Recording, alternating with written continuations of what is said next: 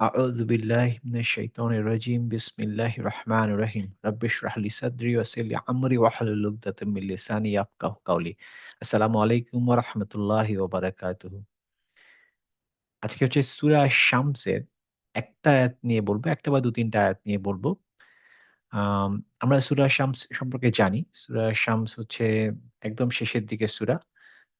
এটা হচ্ছে ৯১ নম্বর সূরা। আলহামদুলিল্লাহ সূরা আশ-শামস।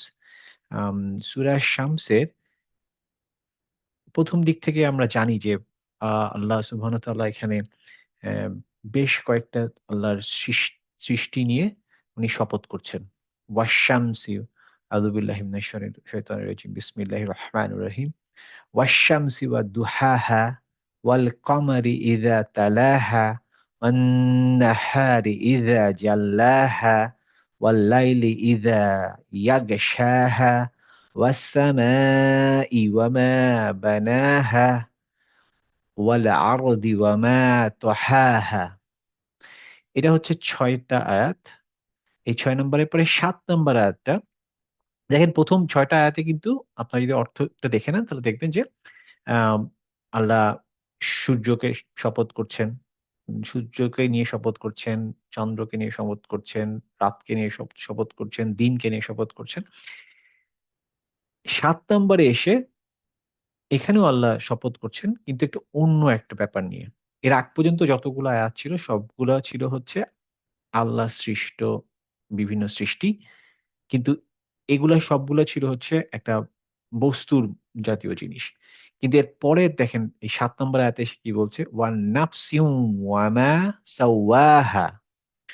নাফসিউ তার মানে আল্লাহ নাফস নিয়ে বলছেন, হ্যাঁ? নাফস মানে কি? নাফস মানে আমাদের সোল, হ্যাঁ?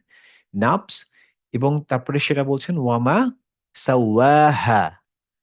সাওয়াহা এটা খুব একটা ইম্পোর্টেন্ট ইন্টারেস্টিং শব্দ। এই শব্দটা কোরআন মজিদে প্রায় ৮৩ বার এসছে। 83 টাইমস। 83 টাইমস এই সাওয়াহা হিসেবে আসেনি। বিভিন্ন ফর্মে এসছে। আমরা জানি যে যখন একটা শব্দ কোরআনিক শব্দ বা যেকোনো অ্যারাবিক শব্দ তার একটা রুট শব্দ থাকে। আমি হয়তো আগে আলোচনা করেছিলাম কিনা জানি না। তবে বলে রাখি দেখেন এখানে আপনারা খেয়াল করে থাকবেন যে এই যে সাওয়াহা এটা আসলে রুট আসছে হচ্ছে সিন, ওয়াও অ্যান্ড ইয়া। এই ৩ টা অক্ষরকে কম্বিনেশন করে সাওয়াহা। এর আগে, পরে, মাঝখানে বিভিন্ন রকমের অক্ষর ইউজ করে অনেকগুলা শব্দ বানানো যায়। তো এরকমভাবে এই সাওয়াহা, সিন, ওয়া অ্যান্ড ইয়া এই ৩ টার কম্বিনেশনে মোটামুটি আম ৭ রকমের ভেরিয়েশন আল্লাহ সুবহানাহু ওয়া তাআলা কোরআনে ইউস করেছেন। যেটা দিয়ে উনি ৮৩ বার এই সাওয়াহাকে ইউস করেছেন। এবং সব জায়গায় কিন্তু একরকম মিনিং হবে না। যেহেতু বিভিন্ন রকমের ফরমেট এর কারণে সিন, ওয়াও, হা আম অর্থ চেঞ্জ হয়ে যাবে, হ্যাঁ? এখানে সাওয়াহা ইউস হয়েছে হচ্ছে একটা ভার্ব হিসেবে। তাও আবার পাস্ট টেন্স এর ভার্ব। মানে হচ্ছে একটা কাজ যেটা আবার পাস্ট টেন্স এর কাজ। এই পাস্ট টেন্স এর কাজটার সাওয়াহা এটা আমরা যদি ট্রান্সলেশন পড়ি, আমি বাংলা ট্রান্সলেশন পড়লে পুরো অবাক হয়ে যাব।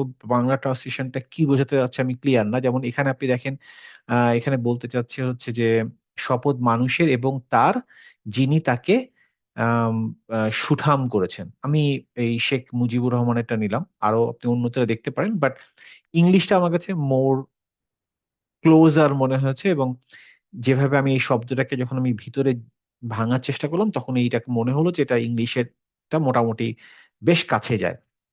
যেমন নাফস, এখানে নাফসের কথা বলে নাই বাংলাতে, বাট ইংলিশতে আছে নাফস হচ্ছে দ্যা সোল অ্যান্ড হি হু প্রপোর্শনড মানে হি মানে আল্লাহর কথা বলছে, হু প্রপোর্শনড মানে এটাকে প্রপোর্শন এ ভাগ করেছেন। এই কথাটা বাংলাতে নাই। বাংলাতে বলা আছে তাকে সুঠাম করেছেন। মানুষকে সুঠাম করার কথা এখানে আসছে না। এখানে সোল কে নিয়ে বলা হচ্ছে। যাই হোক আমি বাংলা আর ইংলিশে কম্পারিজন এ যাচ্ছি না। বাট কমপ্লিটলি নাফস নিয়ে বলা হচ্ছে। নাফসকে বলা হচ্ছে যে এই নাফসকে আল্লাহ কি করেছেন? সাওয়াহা। আল্লাহ পাস্ট টেন্স এ বলা হচ্ছে উনি ওটাকে প্রপোর্শন এ ভাগ করেছেন। তার মানে এই সাওয়াহা, এটা যদি আমি অর্থ দিতে যাই তাহলে দেখবো হচ্ছে টু মেক লেভেল ইকুয়াল, মানে কোনো কিছুকে সমান ভাগে ভাগ করা, কোনো কিছু এবড়ো থেবড়ো থাকলে তাকে সেটাকে সমান করা, একটা শেপে আনা, দেখতে যাতে ভালো লাগে, একটা সিনক্রোনাইজ ভাবে যদি যেন সাজানো থাকে, এরকম জিনিসটাকে সাওয়াহা, সিন ওয়াও এন্ড হা। এটা বিভিন্ন রকমের ওয়াও আর ইয়া, এটার বিভিন্ন রকমের ফরম্যাটের কারণে বিভিন্ন রকমের অর্থ হয়, বাট ঘুরে ফিরে এই জিনিসটাই আসে যে কোনোটা কিছু লেভেল করা, কোনো কিছুকে সিনক্রোনাইজ ভাবে সাজানো। এই শব্দটা আরো ইন্টারেস্টিং ভাবে আমরা আরো এক জায়গায় পাই। আমরা যারা হজে বা উমরাতে গিয়েছি, যখন নামাজ শুরু হয়, সালাতের ঠিক আগ মুহূর্তে ইমাম সাহেব আল্লাহু আকবার বলার আগে একটা কথা বলেন। বলেন হচ্ছে সাউ সুফুফাকুম। দেখবেন বলবে সাউ সাউ সুফুফাকুম। এটা মানে হচ্ছে স্ট্রেটেন ইওর রো, কাতার সোজা করুন। এই যে সাউ, এটা হচ্ছে সেম, দেখেন এই সাউ, আমি এখানে লিখে দিচ্ছি সাউ, এই সাউ হচ্ছে সেম, এবং এটার মানেটা ওইটাই দাঁড়াচ্ছে যে প্রপোর্শনালিটি ঠিক মতো দাঁড়াও, কাতার সোজা করে সবাই পাশে পাশে ঠিক মতো দাঁড়াও। তার মানে ওই একই শব্দ, হ্যাঁ। যাই হোক, এত কথা বলার কারণ হচ্ছে যে এই শব্দটা আমরা, আমার ট্রান্সলেশন যদি না বুঝি তাহলে মিস করব। এখানে আম, আল্লাহ দেখাচ্ছেন যে আম, যে সাওয়াহা, এটার মানে কি? এটার মানে হচ্ছে যে আল্লাহ বলতেছেন নাফসকে উনি দুইটা ভাগে ভাগ করে দিয়েছেন। মানে নাফস জানে, যে নাফস নোজ যে, মানে নার্ভস প্রপোর্শনে ভাগ করা, নার্ভসের মধ্যে দুইটা পার্ট আছে, হ্যাঁ, একটা ভালো এবং খারাপ। দেখেন এখানে কি বলছে, Allah shaped it is in a complete balance form, মানে আল্লাহ নার্ভসটাকে তৈরি করেছেন ব্যালেন্স ফর্মে, হ্যাঁ। It can distinguish between right and wrong. তার মানে নার্ভসকে আল্লাহ প্রপোর্শনেটলি ভাগ করেছেন, যেখানে নার্ভস জানে কোনটা রাইট কোনটা রং, হ্যাঁ। এবং আহ, এটা এটা এমন ভাবে তৈরি করা নার্ভস যে নার্ভস এটা বুঝতে পারে যে যে কোনটা মানে আল্লাহর কথা মেনে চলতে হবে, কোনটা আল্লাহর কথার বিরুদ্ধে যেতে হবে, হ্যাঁ? তো এইভাবে নার্ভস তৈরি করা। অতএব নার্ভসের ভিতরে এই নলেজটা দেওয়া আছে। যখন নার্ভস তৈরি করেছেন আল্লাহ, করে আমাদের শরীরের ভিতর দিয়ে দুনিয়াতে পাঠিয়ে দিয়েছেন, তখন নার্ভস কিন্তু জানে যে কোনটা ঠিক কোনটা ভুল। তার মানে আমরা যদি ভাবি যে কোনটা ভুল কোনটা ঠিক এটা আমরা বুঝি না, আমরা অবশ্যই বুঝতাম, যখন আমাদের জন্ম হয়েছে তখনই আমরা বুঝতাম। কিন্তু বিভিন্ন কারণে হয়তো আমরা আমরা সেটা বুঝতে পারি, ভুলে যাই, যেটা জানা সেটা আমরা জানতে পারি না। এটা অনেক রকম এক্সাম্পল আছে। আপনি যদি একটা গুড এনভায়রনমেন্টে বড় হন, তখন আপনি ভালো জিনিসটা জানবেন। আপনি যদি খারাপ এনভায়রনমেন্টে বড় হন, তখন খারাপ জিনিসটা বেশি জানবেন, ভালো জিনিসটা ভুলে যাবেন। কিন্তু আল্লাহ যখন দুনিয়াতে পাঠান, তখন কিন্তু ভালো এবং খারাপ দুটোর বিবেচনা করার জন্য আমাদের নাফস বা আমাদের যে সোল, সেটাকে প্রিপেয়ার করেই দুনিয়াতে পাঠান। তাহলে আল্লাহ এখানে বলতে চাচ্ছেন যে নাফসু ওয়ামা সাওয়াহা, তার মানে হচ্ছে সেই সোলের উনি শপথ করছেন যেটা উনি প্রপোর্শন করে দিয়েছেন। কিসের প্রপোর্শন, এটা জানার জন্য আমাদের নেক্সট আয়াতে যেতে হবে। ওয়ানাফসু ওয়ামা সাওয়াহা, এটা আমরা পড়লাম, তারপরে বলছে ফাআলহামাহা ফুজুরাহা ওয়া নাক ওয়া তাকওয়াহা। তাহলে এখানে বলতে চাচ্ছেন যে ফা আলহামাহা, একই জিনিস ইন্সপায়ার করছে, যে কি ইন্সপায়ার, ফুজুরাহা ওয়া তাকওয়াহা। ফুজুরা, ফুজুর, ফুজুর হচ্ছে মানে যে কোনো জিনিস, খারাপ জিনিসটা এভিল, অথবা তাকওয়াহা মানে হচ্ছে আল্লাহর প্রতি যে ভয়, বা আল্লাহর পায়েটি, আল্লাহর প্রতি বিশ্বাস ভালোবাসা। এই দুইটা জিনিসের মধ্যে ভাগ করতে পারবে।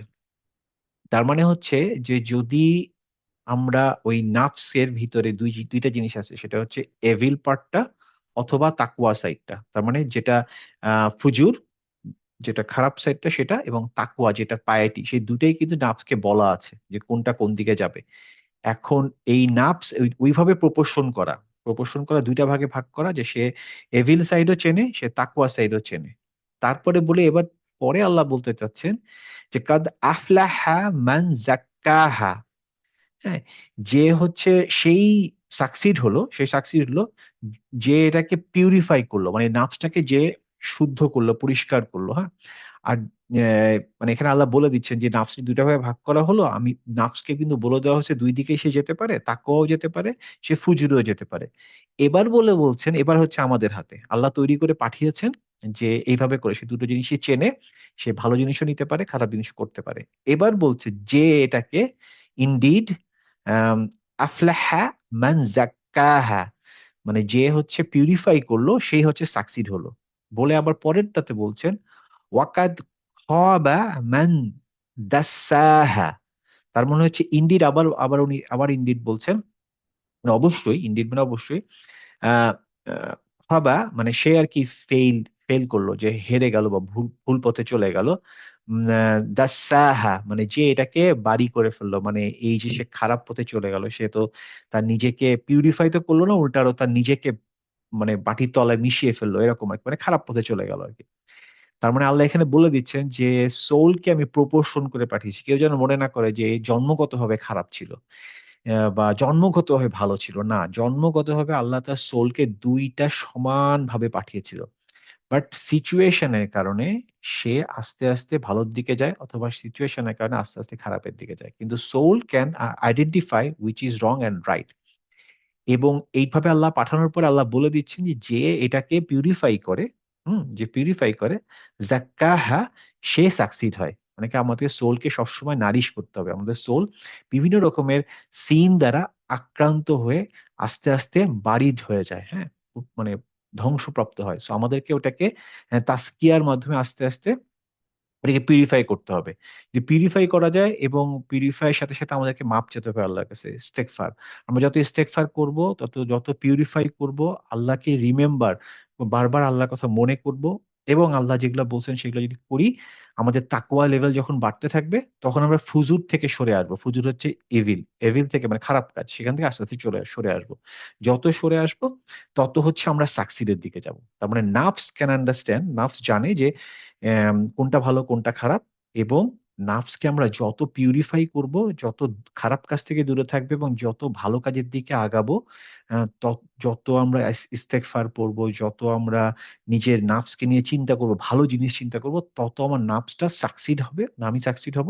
আর ঠিক উল্টাটা হচ্ছে, আমি যদি আমার নার্ভসকে সিনের দিকে নিয়ে যেতে থাকি, খারাপ কাজের দিকে নিয়ে যেতে থাকি, তখন আমার নার্ভসটা আস্তে আস্তে একদম ধ্বংস হয়ে যাবে। এখান থেকে একটা জিনিস আমরা জানলাম যে নাফস কিন্তু আল্লাহ এমন ভাবে পাঠান, সেইটাকে আমরা যদি ঠিক মতো টেক কেয়ার করি, তাহলে আমরা ডেফিনেটলি সাকসিড হব ইনশাআল্লাহ।